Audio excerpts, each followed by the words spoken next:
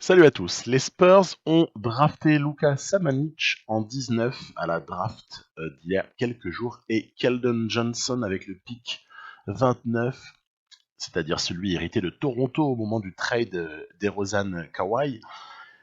Ils ont hérité de ces deux rookies et nul doute que déjà en ce qui concerne Samanic, ça redonne pas mal d'intérêt à cette partie où, bizarrement, j'avais il y a 6 mois drafté Samanic avec les Spurs. Alors, la saison 2018-2019, elle n'avait pas été très drôle. Elle avait fini par me dégoûter littéralement du plan de jeu, ce qui était, à mon avis, pas mal à mettre sur mon compte parce que il fallait progresser, c'est tout. Il fallait progresser manette en main. Et puis aussi, il n'y avait pas Dejounte Murray. Du coup, on avait eu ce choix 8. On avait eu Luka Samanic qui était comme ça venu nous renforcer. Et puis d'ailleurs, tiens, petit extrait. Il faut faire un choix. Déjà, il y a la draft. Alors, la draft, je vais hésiter entre Sekou Doumbouya, le français, là, qui s'annonce plutôt intéressant. Hein, entre aussi Cam Reddish, hein, dont on parle ici et là, et de Duke.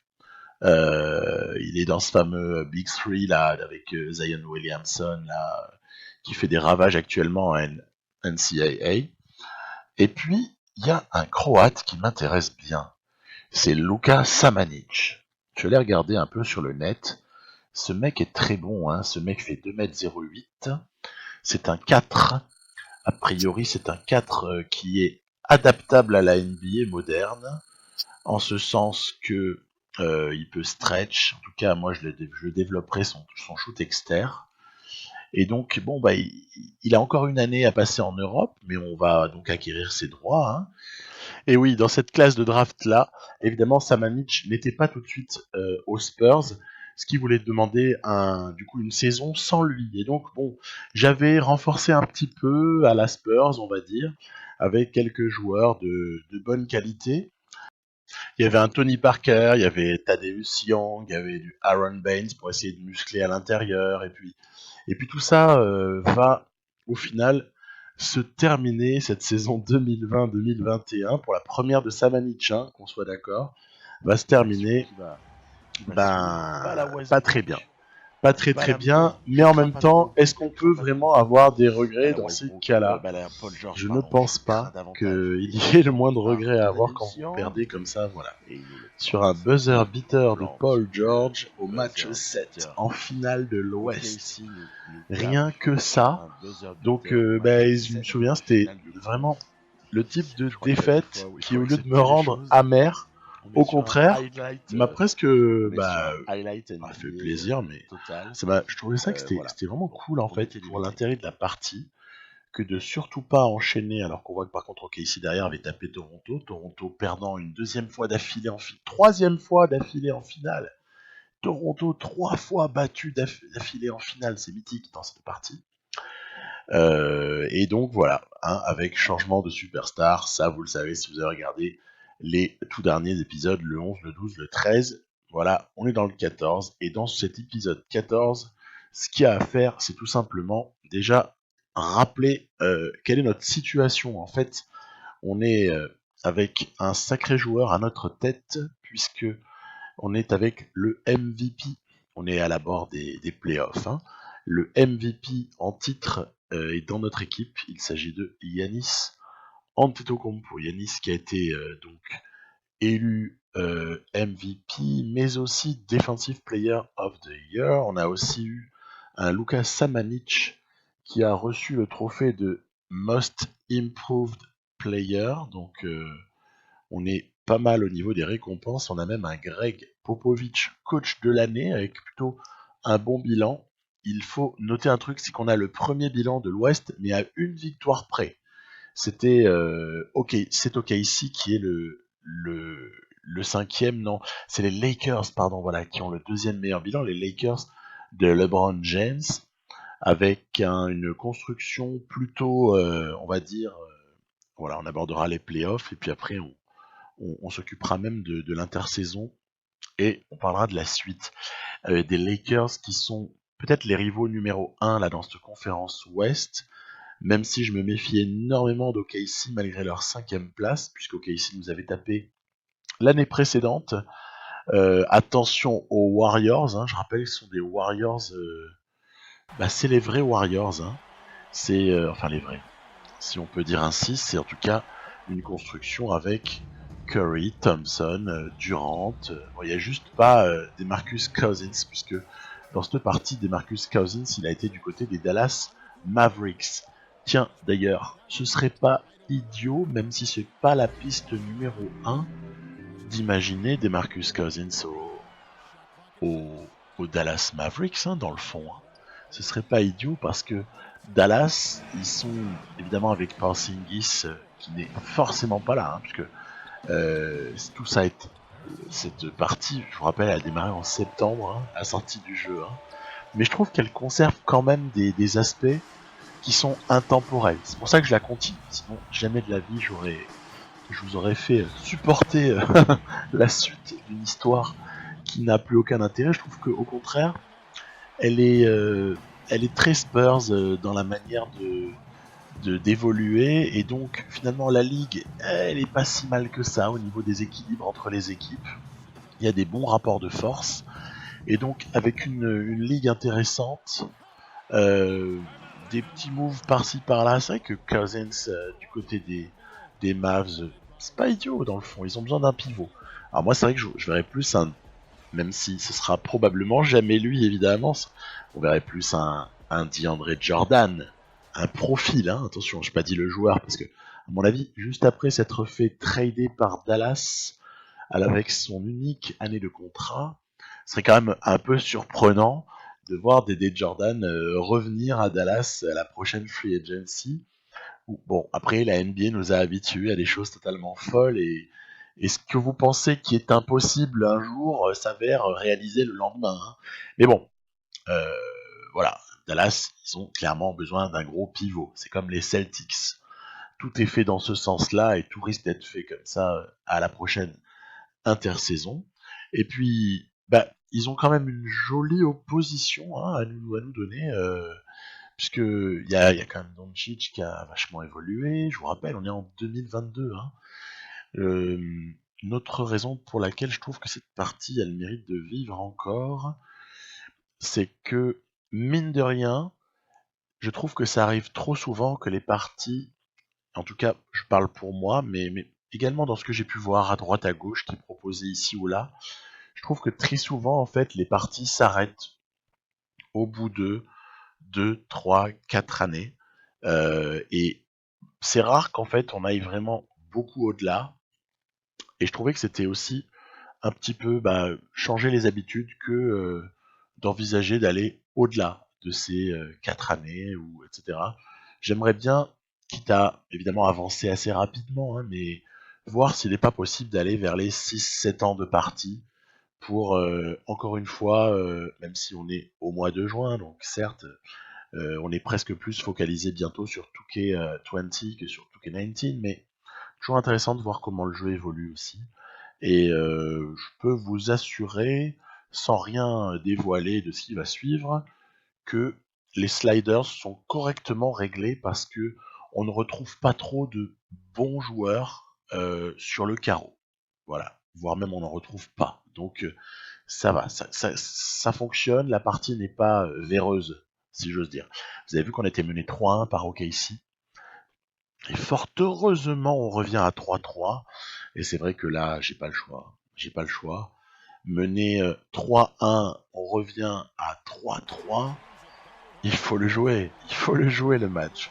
Les matchs 7, c'est un peu pour ça qu'on vit, surtout vu l'historique, c'est pour ça que je vous ai rappelé ça juste avant, vu l'historique de la partie. On remet les choses dans leur contexte, on est en 2022, et en 2021, qui c'est qui nous a dépossédé de notre titre? C'est OKC sur un Peter buzzer, un buzzer beater décidément, un buzzer beater au match 7 quoi. Donc si ce match, il n'y a pas une rivalité terrible et une nécessité quasi vitale de le jouer, c'est bon, faut arrêter de jouer à Touquet. Hein.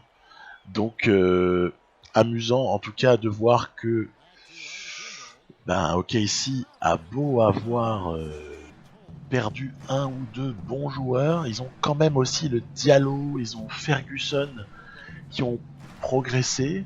Ils ont en Holmes, un Richard Holmes, un, ma foi, backup pas dégueulasse pour Adams. D'ailleurs, des fois, ils les font coexister en mettant Holmes au poste 4. Ok, c'est que c'est une option, mais je préfère Holmes en 5, perso.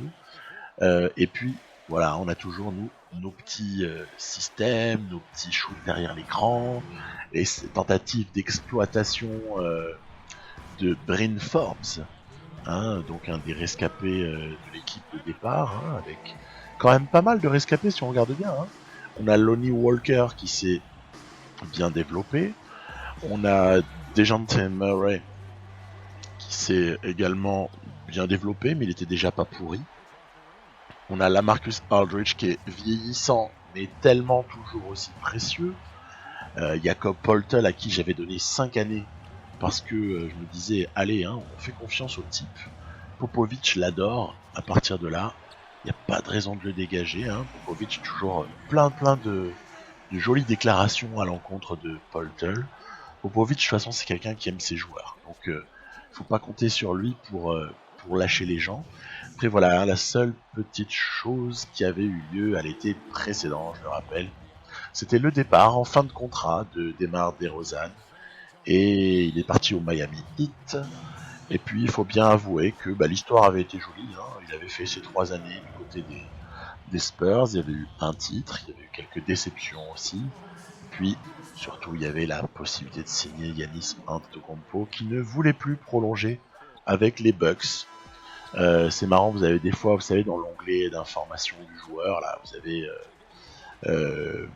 voilà, voudra quitter en fin de saison, ou ne veut plus re-signer, etc. C'était le cas de Antetokounmpo, donc c'est vrai que je m'étais un petit peu jeté dessus en me disant que, au final, si on imagine un Giannis Antetokounmpo autour duquel rien ne permettrait, au cours des 3 prochaines années par exemple, du côté de Milwaukee, rien ne permettrait de pouvoir vraiment viser le titre. Vous allez me dire, cette année, il y avait une fenêtre ouverte. C'est vrai, en 2019, il y avait une fenêtre.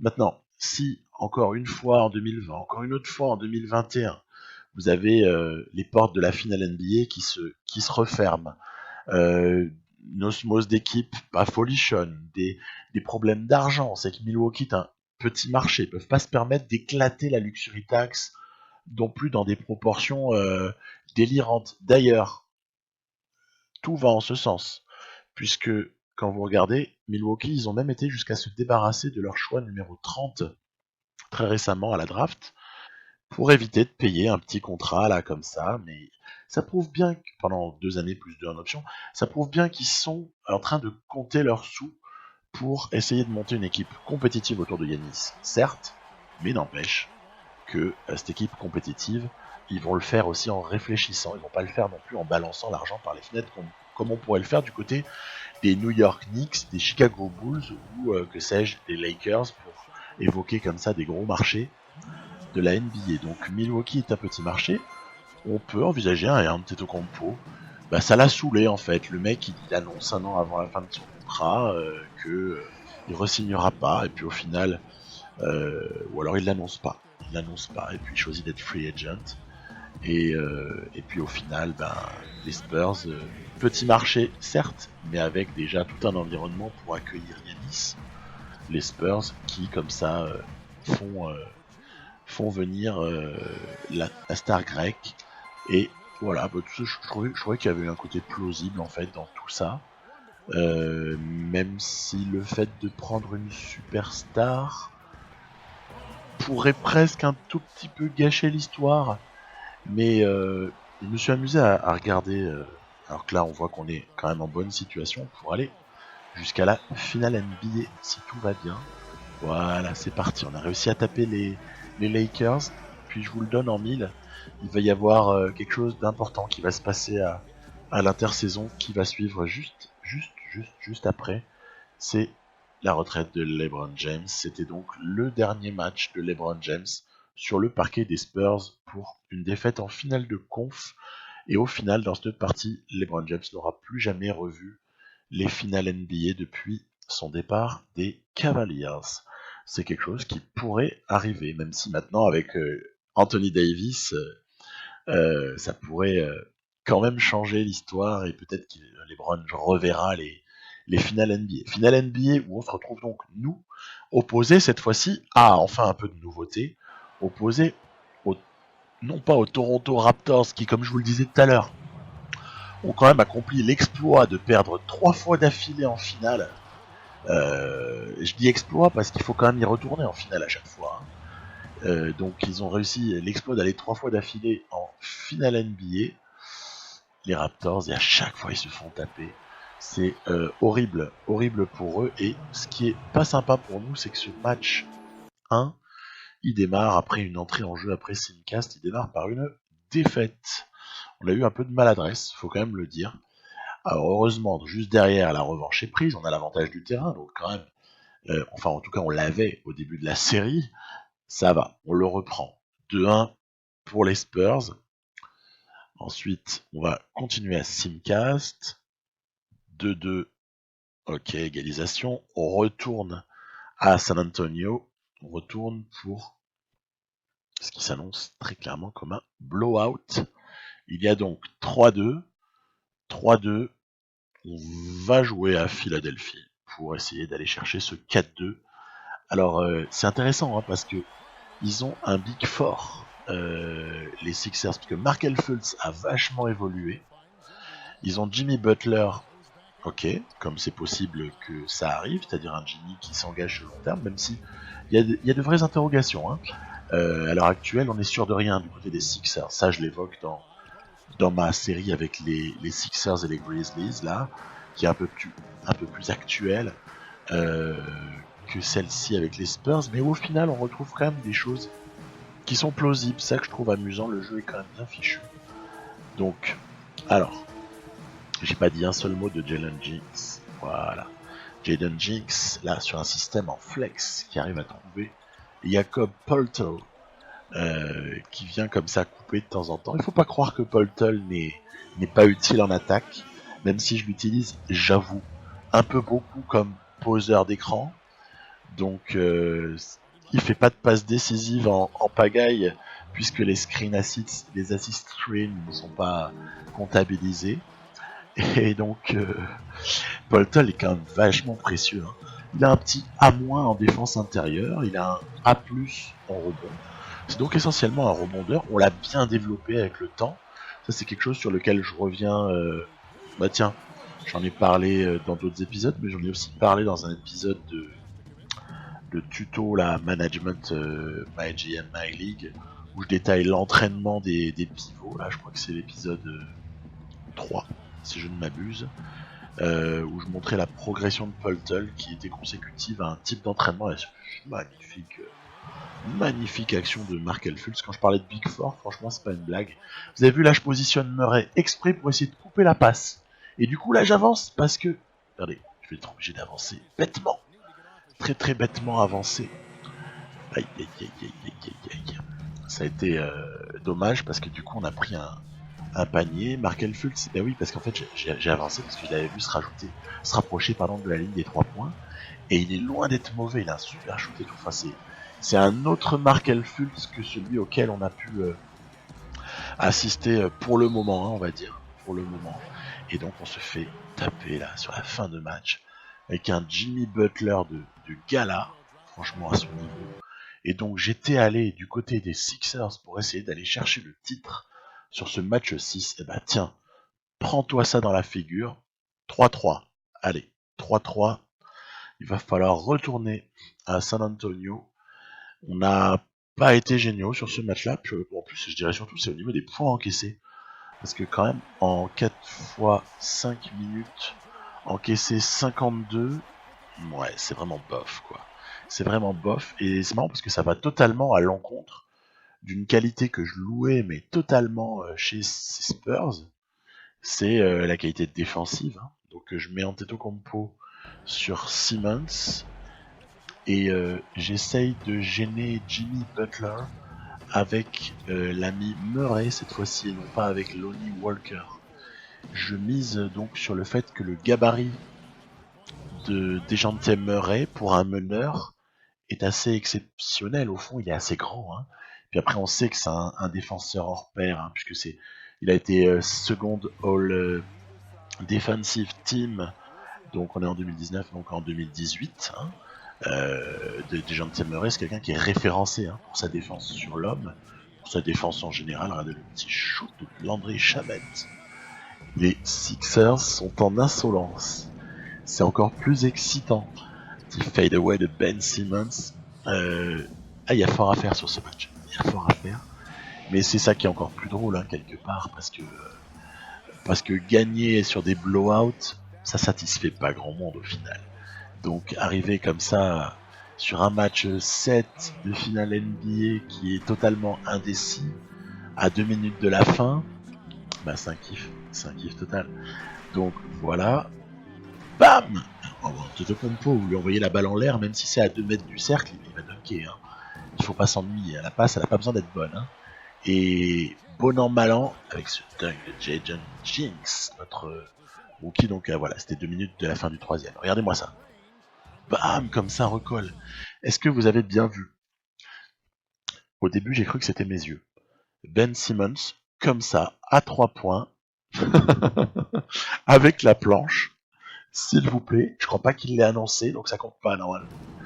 Voilà, ça méritait deux ralentis parce que ça m'a estomaqué quoi. Quand j'ai vu le truc, j'étais scié. Embiid qui va comme ça nous mettre un panier plus que pas évident. Il est bon le Jojo, hein. Qu'est-ce qu'il est bon. Et derrière, allez, on se bat en défense, on arrive à accrocher quelques stops. Allez, belle à Young, il va falloir la donner à quelqu'un d'autre, là ce serait important. On va lancer un Fist 35 Quick 3 pour la pénétration de Antetokounmpo, puisqu'évidemment, là-dessus, j'allais pas le faire shooter à 3 points, c'est trop peu fiable, même s'il a progressé, c'est trop peu fiable. Par contre, il y en a un à 3 points, il sait ce qu'il a à faire. C'est Lonnie Walker, c'est peut-être notre scoreur numéro 1, quelque part. Bryn Forbes, il est sympa. Samanic, il est génial. Mais Antetokounmpo, il est ce qu'on sait. Mais n'empêche que Lonnie Walker, c'est devenu vraiment quelque chose. Et on sait que ça correspond, alors que voilà, le titre est dans la poche, c'est donc un sacré aboutissement. Première année d'Antetokounmpo, premier titre. Voilà, pour le grec avec les Spurs. Lonnie Walker, je me souviens à un moment donné, j'étais un petit peu accroché avec quelqu'un qui disait ouais, t'es vraiment relou, tu lui as boosté son potentiel inexploité. Alors faut déjà savoir que je ne l'ai fait que 2 fois. Il faut savoir également que San Antonio est une équipe qui a beaucoup d'espoir IRL en Lonnie Walker. Lonnie Walker, c'est quelqu'un qui est vraiment attendu par les fans, qui est beaucoup aimé et sur lequel il y a vraiment de vrais espoirs. Hein. Vous allez me dire, il pourrait y avoir aussi de gros espoirs sur un Samanic, sur un Keldon Johnson, qui ont été draftés cette fois-ci cette année, mais Lonnie Walker, c'est loin d'être un bust. Hein. Il faut surtout pas vendre. Il a été beaucoup blessé cette année. Il est jeune. Vous allez voir à quel point, pour un mec qui est drafté jeune chez les Spurs, la deuxième année n'a en général pas grand-chose à voir avec la première année. Regardez ce qui est passé pour Dejounte Murray drafté en 2016. 2016-2017, ouais bof. Le mec 2017-2018, une fois qu'il a compris comment bosser avec Popovich, il est second All Defensive Team. Hein. Plus c'est un bon rebondeur, etc. Donc moi je trouve que avoir filé 2 fois du potentiel à Walker, ça n'est pas insensé. Maintenant c'est sûr qu'on va pas s'amuser à lui en mettre chaque année. Voilà, faut être honnête. L'histoire, c'est que bon, c'est très bien d'en avoir mis un peu. On va pas le blinder non plus. On va pas abuser de ce côté-là. Alors voilà, la retraite de LeBron James, je vous l'avais annoncé à l'Orford. Il y a plein de gros noms. Hein. Il y a du Ilyasova, du Redick, du Taj Gibson, il y a tout ce qu'on peut imaginer, PJ Tucker. Il y a énormément de joueurs qui sont partis. Et évidemment le Hall of Fame qui pouvait imaginer que LeBron James n'y serait pas. Et du côté du Miami Heat, des Cavs et des Lakers, on retire évidemment le maillot de LeBron James. Donc c'était la petite séquence émotion, hommage, pour quand même rendre au King l'hommage qu'il mérite. C'est marrant parce que on sentait que ça allait être sa retraite. J'étais allé voir les infos avant que la saison se termine. Il disait je n'ai plus rien à prouver dans la ligue, je n'ai plus rien, voilà. Et pour lui c'était terminé. Il est temps de raccrocher ou je ne sais plus quoi, quelque chose de ce genre-là. Donc, ok. C'était donc pas aléatoire, c'était annoncé. LeBron James, bye bye. Du coup, Giannis Antetokounmpo se retrouve derrière Kevin Durant, le deuxième meilleur ailier de cette ligue. À ce stade-là, nous on a un préparateur physique à renouveler. Il n'y a pas de problème. Il n'y a pas du tout de problème. Voilà. Et puis ensuite, il va falloir s'occuper de la draft. On a un Wes Braxton pick 1 du côté des Knicks. Nous, on a un choix 20 et un choix 30. C'est marrant, ça ressemble énormément aux 19 et 29 de 2019 dans la réalité. Alors, après beaucoup de réflexion et sans beaucoup de conviction, je vais aller prendre un Jesse Moody au poste de meneur parce que c'était manifestement le meilleur talent disponible, ou en tout cas le moins mauvais talent disponible à ce stade de la draft. Et puis, je vais être assez embêté pour le pick 30. Je vais prendre Theo Fields.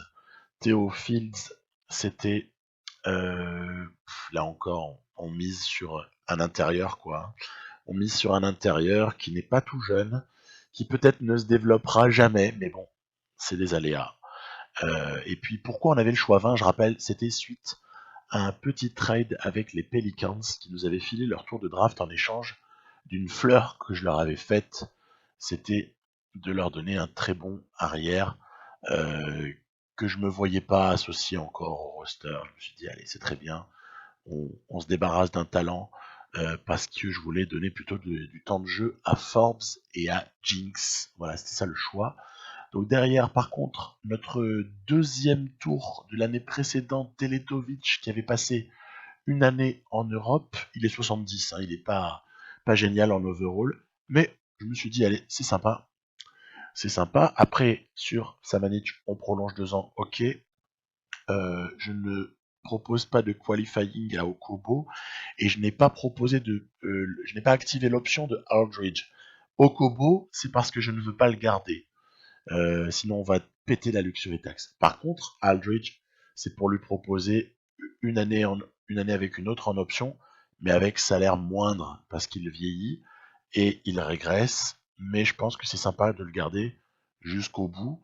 Voilà, on a pas mal de renouvellements à venir dans le roster, mais que sur des fins de contrat. Je ne fais aucun trade. Donc, par contre, il y a un renouvellement outre Aldridge. Il y a un renouvellement qui est juste impératif, c'est Lonnie Walker. Donc 4 plus 1, je laisse toujours la quatrième année, la cinquième comme ça en option. Ça va mettre quelques jours à accepter, mais ça va finir par voilà, se concrétiser. Lonnie Walker, donc longue durée du côté des Spurs. On est pas mal au niveau contractuel. On n'éclate pas la taxe de luxe, mais par contre, on est déjà en dépassement du cap. Hein. C'est normal, hein, quand on a signé comme ça des contrats pour des joueurs qui sont pas dans leur prime, mais qui sont déjà au-delà de leur contrat rookie et qui ont de grandes valeurs.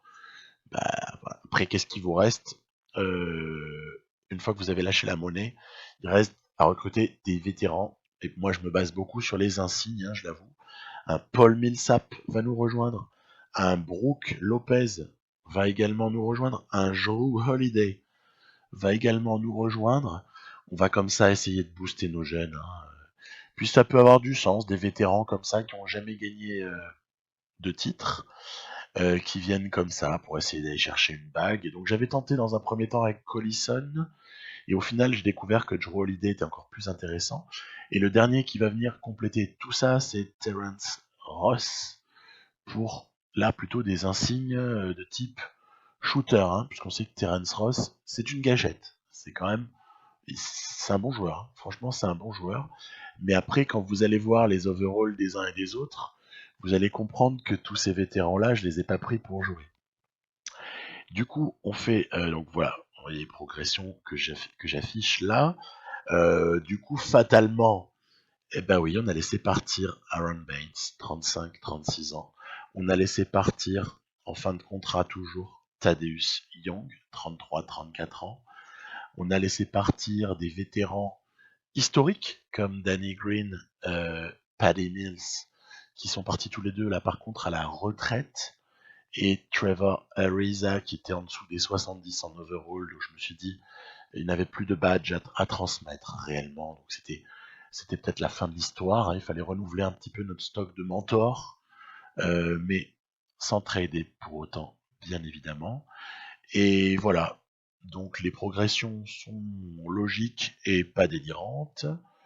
Samanic, allez, je le booste une fois juste, et après on va aller au bout de ça, ce sera terminé. On va aussi aller donner du tir extérieur à l'ami Jaden Jinx. Vous voyez là, pour le coup, j'ai fait exprès de pas aller sur du potentiel inexploité. Par contre, voilà, de C à C+, pour Teletovic, ça c'est histoire que le gars passe de 70 de potentiel à 74, quoi. Voilà. Pour que ce soit un remplaçant admissible. Mais j'irai pas beaucoup plus loin avec lui. Mais après, il m'intéresse. Vous savez pourquoi? Parce que malgré son nom, son physique et son allure générale, qui prêterait à penser à un slave blanc, plutôt technicien, avec des fondamentaux, peu de qualité athlétique, limite passoire en défense, ben en fait, c'est pas du tout ça. Teletovic, c'est un profil plutôt intéressant de très bon défenseur, très bon playmaker, qui vient comme ça, du coup, pas gâcher tout mon plan qui est quand même aussi beaucoup basé sur la défense. Donc on voit après, voilà, je distribue un petit peu les trucs de mentoring là. On est pas mal, hein, avec Joe Holiday, avec Paul Millsap, avec Brook Lopez, etc. On a de quoi filer de l'insigne un petit peu à nos joueurs. À noter que Samanic est assez dépourvu d'insignes. À ce stade-là, on est en 2022, il a que 2 insignes bronze. C'est que dalle. Polter, pareil, hein, modeste, 27 ans, 2 insignes bronze, un indice or. Je crois que c'est un indice de rebond. Voilà. Antetokounmpo, par exemple, il a même pas d'insigne Hall of Fame. C'est amusant. C'est amusant. Parce que, bon, il pourrait en avoir, hein. Après, vous allez me dire, peut-être ça va venir, etc. On sait pas. On sait pas. Alors que, par exemple, un Dejounte Murray, lui, il a 2 insignes Hall of Fame. C'est évidemment défenseur intraitable et pro de l'esquive. Donc, assez intéressant. Donc, lui, il est chargé de transmettre un peu tout ça au petit jeune Moody. Moody, qui a, mine de rien, sans rien toucher, ou je sais plus. Ouais, sans rien toucher. 77 de potentiel. Quand je dis je sais plus, c'est est-ce que je lui ai fait du potentiel inexploité? Bah non, c'était il y a 5 minutes. On a vu qu'on l'a fait sur Teletovic, Samanic, mais pas sur Moody. Donc en fait, ils ont pas d'allure, les 2 rookies que j'ai pris là. Ils veulent rien dire en apparence à 69 et 65. Mais en fait, ils sont super intéressants. Ils sont super intéressants, mais il faut simplement être patient, quoi.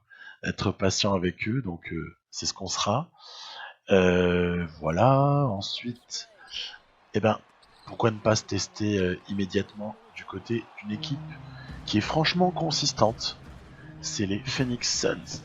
Phoenix Suns avec un meneur peut-être improbable pour ce qui est du poste de titulaire en NBA en apparence, Shabazz Napier. C'est vrai que on pourrait peut-être s'attendre à un poil mieux pour un meneur titulaire, mais vous allez voir que cette équipe elle est super consistante, elle est loin d'être ridicule. Il y a 2 types à 90 ou environ, c'est Devin Booker et DeAndre Ayton, ça surprendra pas grand monde. Et puis il y a le sniper Mirotic, ainsi que un joueur que j'adore, c'est évidemment Josh Jackson, avec aussi du TJ Warren du côté du banc, hein, en sortie de banc, un bon Warren. Bon, on sait que ça, c'est plus d'actualité dans la réalité. Regardez-moi Mirotic, qui va avoir comme ça des spots ouverts par moment. Regardez-moi ça, on est à 40 et quelques secondes de la fin, derrière l'écran. Bam, il les refait passer devant. Derrière, je vais un peu jouer, j'avoue, sur la défense de Mirotic, hein, pour essayer d'exploiter le filon, et on est en situation. Voilà, jolie défense là encore de Samanic, on est en situation de devoir faire face à un dernier ballon pour les Suns qui en plus, écoutez, ont arraché, mais heureusement Walker va rater le deuxième lancer, il y a eu faute, on était dans le fall game, regardez-moi ça. Regardez bien ce qui va se passer. J'ai été très très bête. Je suis descendu pour aller aider la défense sur la pénétration que je sentais de Netgear et j'ai totalement laissé ouvert Mirotic. L'erreur de débutant, le truc à s'arracher les cheveux. Et en plus, Mirotic met dedans, hein, parce qu'il pouvait aussi le rater, le gars. Je m'étais dit, il en a tellement mis que 3 petits points, non. Voilà. Donc 7 sur 12 pour les Suns à 3 points avec le panier de la gagne. 40 points à 12 sur 14 à 3 points en extrapolé pour Mirotic. Il nous a tué, il a fait du Klay Thompson, Nico Mirotic sur ce coup-là. Et puis dernier match que je vous propose, et puis après dans l'épisode qui suivra prochainement, je peux pas vraiment dire quand parce que j'ai d'autres séries à proposer entre temps. Dans l'épisode qui suivra, on jouera pas 50 matchs, il a peur. Mais je trouve que le gameplay a toujours un intérêt avec cette équipe. Pourquoi ? Parce qu'on est vraiment dans l'exécution de système. Il y a pas mal de jeux relativement propres. Il y a de la défense qui est toujours intéressante à, à observer. Je constate par exemple un truc qui est super rigolo. Alors, évidemment, ça saute pas aux yeux sur quelques petits bouts de match là que je vous ai proposés, mais je vous assure que c'est vrai. La défense collective de ces Spurs là, manette en main, elle est globalement jouissive. Je m'explique. Sur tout ce qui est rotation, pré-rotation à l'opposé du ballon, vous avez hyper souvent des types qui, au bout de 4 ans d'entraînement, parce qu'il y en a quelques-uns qui sont dans l'équipe depuis 4 ans, Forbes, défensivement, il a progressé. Dejounte Murray, bon, pas besoin d'en parler. L'ami Lonnie Walker, il a vraiment progressé. Aldridge, malgré le fait qu'il régresse, il a du QI défensif quand on va regarder vraiment dans le détail qui s'est développé. On a aussi un Jakob Poeltl dans le QI sur pick and roll par exemple, pour tout ce qui est des step out, c'est-à-dire le petit pas que devra faire le pivot lorsque le pivot adverse a posé un screen. Et Dieu sait si là par exemple contre Rudy Gobert ça prête totalement à ce type de choses. Vous avez comme ça le petit pas que va être capable de faire Poeltl pour contester le pull-up du porteur de balle adverse. Voilà, il y a tout un tas de petits détails en fait qui sont jubilatoires quand on s'intéresse à la défense, qui sont jubilatoires avec ces Spurs. Oh, ils sont aussi jubilatoires dans ma partie avec les Pistons, je l'avoue, puisque l'équipe elle est vraiment axée aussi sur la défense, mais elle peut être aussi à s'arracher les cheveux avec d'autres équipes. Je pense que ça vous est déjà arrivé aux uns aux autres de vous arracher les cheveux sur le comportement défensif de vos joueurs. Et c'est vrai qu'en ce sens-là, jouer pas mal d'années et garder un peu toujours la même base de joueurs, c'est vachement intéressant parce qu'en fait on mesure les progrès manette en main et quasiment sans jouer en fait, c'est-à-dire vous contrôlez d'autres types et vous voyez les progrès. Donc voilà, j'arrête là, je vous dis à très bientôt pour la suite de nouvelles aventures. Bye bye.